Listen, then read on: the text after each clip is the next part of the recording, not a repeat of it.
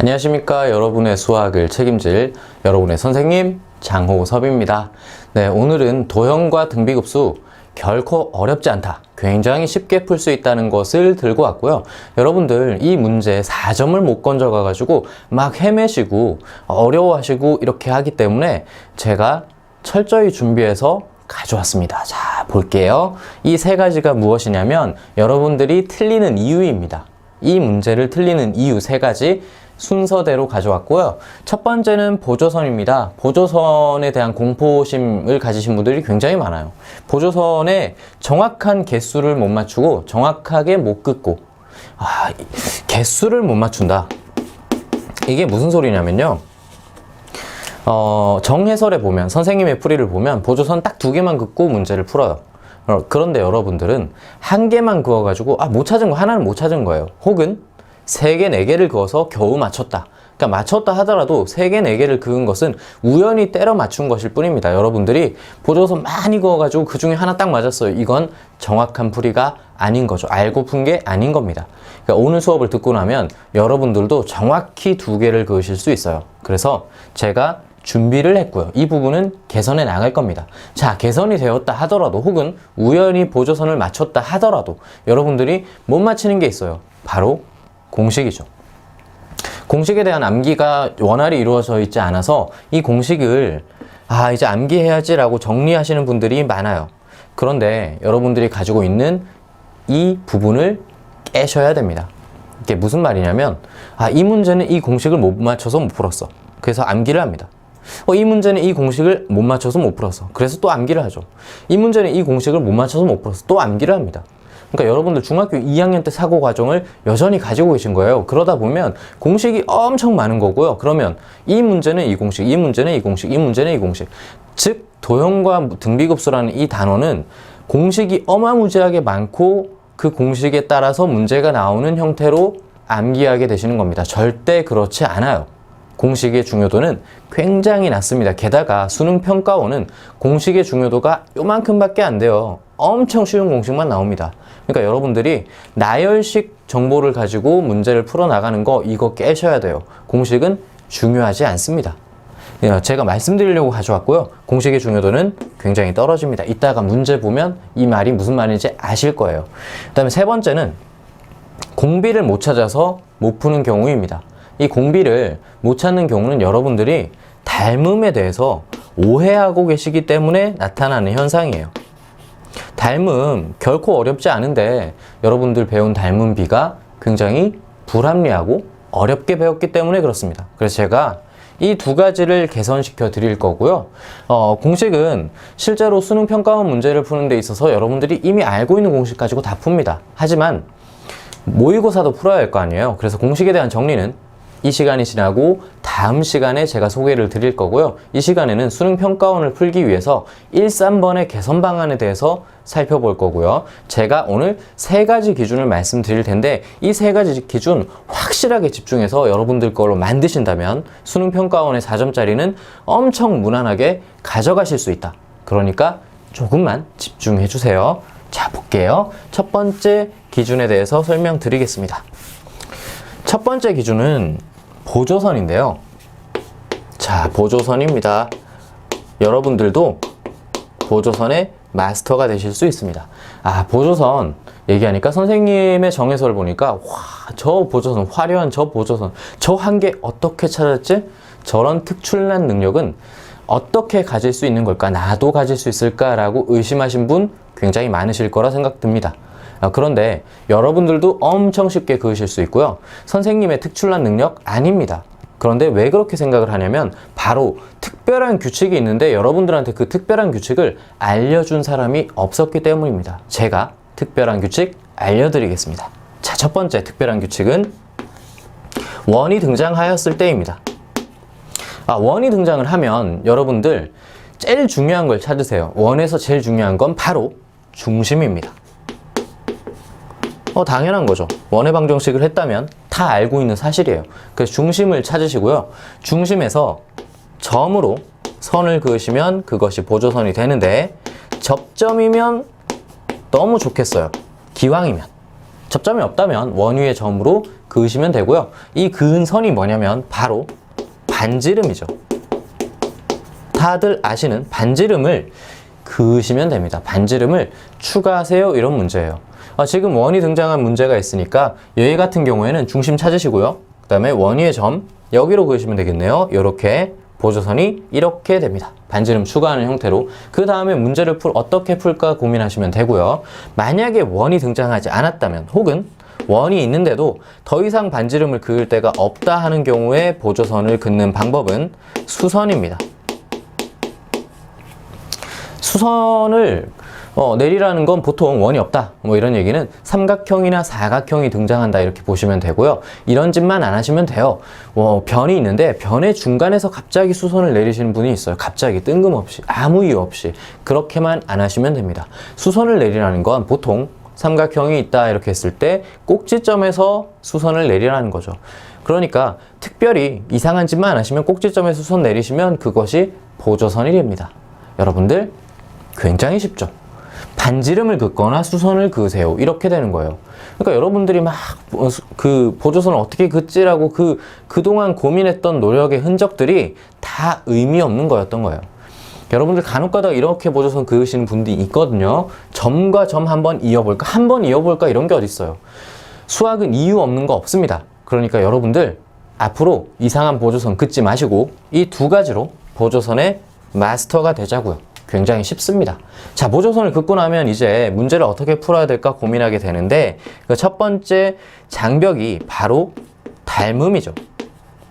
그러니까 제가 닮음을 쓰는 순간부터 머리 아파요 선생님, 닮음 싫어요 이렇게 얘기하시는 분들이 있어요. 중학교 2학년 때 여러분들이 너무 많은 고생을 했던 거죠. 왜 고생을 했냐면요, 닮음을 찾아 나가는 과정에서 고생을 했어요 사실은.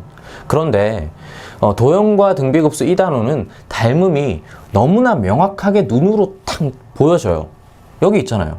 얘 조그마한 도형과 색칠한 도형과 이 색칠한 도형은 누가 봐도 닮아 있습니다. 닮음을 찾는데 어려움이 전혀 없어요. 그러니까 닮음을 어려워할 필요가 없는 거예요. 일단 두 번째, 닮음 비를 찾는 데 있어서 그냥 외우라고 했던 거죠 중학교 때.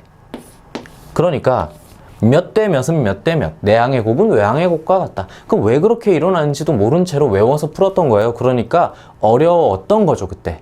사실은 저희는 그렇게 안 찾을 거고요. 좀 더 쉽게 찾을 겁니다. 제가 쉬운 방법 하나 알려드릴 거예요. 자, 3이고 4고 2대 x예요. 그러면 3대 4는 2대 x 이렇게 외항의 곱은 내항의 곱과 같다. 이렇게 외워가지고 풀었단 말이에요. 그런데 저희는 새로운 방법을 하나 배울 겁니다. 3이 4가 되려고 해요. 그렇다면 몇 배죠? 자, 이게 만약에 2고 10이었다면 5배였겠죠. 2고 10이었다면 5배. 왜냐면요, 2에다가 곱하기 몇을 하면 10이 되죠? 이렇게 본 거예요.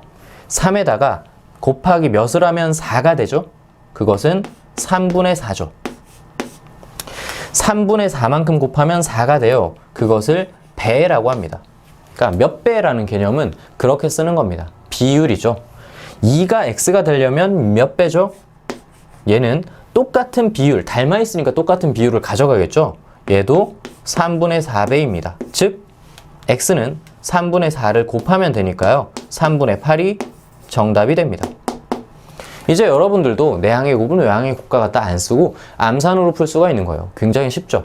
닮음을 이렇게 쓸 겁니다. 배라는 개념을 도입해서 쓸 거고요. 추가적으로 하나 알면 좋은 게 있어요. 자, 큰 도형이 작은 도형이 되는데 몇 배죠? 큰 도형이 작은 도형이 되는데 몇 배예요? 3이 2가 되는데 몇 배예요? 라고 묻는 거랑 똑같아요. 길이 3과 2를 보는 거죠. 그러면 3분의 2를 곱하면 2가 되니까 3분의 2배예요. 이것을 뭐라고 하냐면 길이비라고 합니다. 큰 도형과 작은 도형의 길이비가 3분의 2배이다. 매우 중요합니다. 여러분들이 공비를 못 찾아서 헤맸다면 이것을 몰라서 헤맨 거라고 생각하셔도 됩니다. 그러니까 2번, 3번 봐야 되겠죠? 연습하시고요. 이것이 다 연습이 되었다면 이제 세 번째, 얘는 실질적인 문제풀이에 관련된 건데요. 얘가 도형과 등비급수인 거 알았다면 사실 우리는 어떻게 푸는지 이미 알고 있어요. 1-r분의 a를 이용해서 문제를 풀어나갈 거 아닌가요? 다들 알고 있는 사실이죠. 이 공식에다가 집어넣을 r과 a만 구하면 돼요. 첫째 항을 구하시고요. 첫째 항 a를 구하시고요. 여러분들 보통 첫째 항 a를 잘 구하세요. 왜냐면 보조선 긋는 연습이 잘 된 경우가 좀 있어요. 혹은 보조선 되게 많이 그어가지고 우연히 얻어 걸리는 거죠. 이걸 몰랐다면 많이 그었겠죠. 그래서 얻어 걸린 다음에 첫째 항 구하는데 엄청난 시간을 써요. 일단 두 번째 공비를 구하러 갈 거예요. 잘못 배운 경우에, 옛날 스타일로 배운 경우에 두 번째 항, 세 번째 항 구하는 경우가 있거든요. 하지만 최근 트렌드의 문제들은 두 번째 항, 세 번째 항 구하기가 어려워요. 그러니까 공비를 바로 구하러 가셔야 돼요. 공비를 바로 구하는 방법은 바로 여기에 있습니다. 길이비를 이용할 거예요. 길이비를 이용을 해서 여기 앞에서 구했잖아요. 저 길이비 K라고 할게요. K 100. 만약에 길이의 합을 구하고 있다면 그냥 길이비를 바로 쓰시면 되고요. 지금은 넓이의 합을 구하고 있기 때문에 넓이비를 구하셔야 됩니다. 길이비를 이용해서 넓이비를 구해주시면 넓이비는 제곱배가 돼요. 부피비는 세제곱배가 돼요. 지금 처음 들으셨다면 꼭 암기해 주세요. 길이비가 K배였을 때 넓이비는 K제곱배고요. 부피비는 K세제곱배가 됩니다. 꼭 기억해 주시고요. 지금 같은 경우에는 개수도 늘고 있어요. 그래서 잊지 마시고 개수가 늘고 있다면 개수비도 함께 곱해 주셔야 됩니다. 지금 2배가 되고 있죠. 2배를 같이 곱해 주시면 여기까지 계산한 모두가 공비가 됩니다. 그래서 여기서 구한 공비와 보조선을 잘 그어서 구한 첫째 항을 공식에다가 대입해주면 굉장히 쉽게 풀 수 있다는 거예요. 제가 한번 이 문제 풀어볼게요. 이 문제는 2017학년도 수능에 기출되었던 문제입니다. 수능 문제를 지금 바로 풀 수 있을까요? 네, 풀 수 있습니다. 여러분들도 엄청 쉽게 풀 수 있어요. 자, 볼게요. 자, 보조선 먼저 그어야 될 것 같아요. 아시죠? 보조선 어떻게 그으라고 얘기를 했었어요. 반지름이 추가되는 형태로 긋습니다. 여기 그어야 되겠죠. 아까 말씀드렸던 거예요. 그 다음에 문제에 대한 설명을 잠깐 드리면 각 변의 길이가 여기 4개가 1로 동일하고요. 여기 수선 내려가지고 이 변을 한 변으로 하는 정사각형을 만든 다음에 그것의 절반만큼의 원을 다시 그릴 거예요. 그래서 계속해서 반복해 나가는 형태의 문제예요. 자, 우리가 보조선을 긋고 나면 얘의 길이가 나와요. 2죠, 반지름. 그래서 2대 1대 루트 3이네요. 피타고라스 정리 이용해서 루트 3. 얘를 표기하고 안 하고에 따라서 이 문제의 향방이 달라져요. 그래서 얘 표기를 꼭 해주는 것이 중요하고요. 표기하고 나니까 우와, 여기 60도예요. 60도를 표기하는 이유는 첫째 항을 구하는 데 있어서 필요하기 때문이에요. 부채꼴에서 삼각형 뺄 거거든요. 쉽죠? 네, 첫째 항 구합니다. 자, 첫째 항은 굉장히 쉬워요. 얘는 부채꼴, 60도짜리 부채꼴 파이 r제곱 곱하기 360분의 60도짜리 부채꼴에다가 삼각형 뺄 겁니다. 밑변 1이고요. 2분의 1 밑변 높이 이렇게 됐어요. 양쪽에 있으니까 곱하기 2를 해주시면 첫 번째 항 구했습니다. 쉽죠? 첫 번째 항이 사실은 정리가 잘 안 돼요. 파이랑 루트랑 다 있어가지고요. 하지만 얘는 쉬운 축에 속하는 첫째 항입니다. 연습 많이 해주세요. 다음 두 번째 공비 찾으러 갈게요. 공비.